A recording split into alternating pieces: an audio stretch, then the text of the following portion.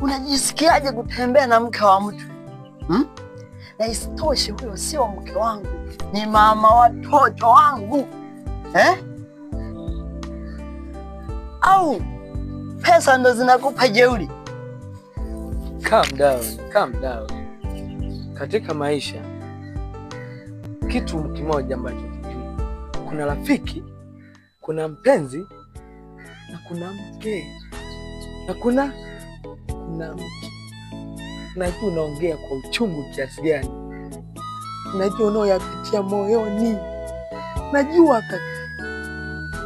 Yule ni mfanyakazi wangu mimi tu, sio mambo mengine. Unajua 1 2 Z, mimi nina mke na sio mke, nina watoto, kifupi na familia. Siwezi kafanya mambo ya chafu kwenye ofisi yangu, siwezi kafanya mambo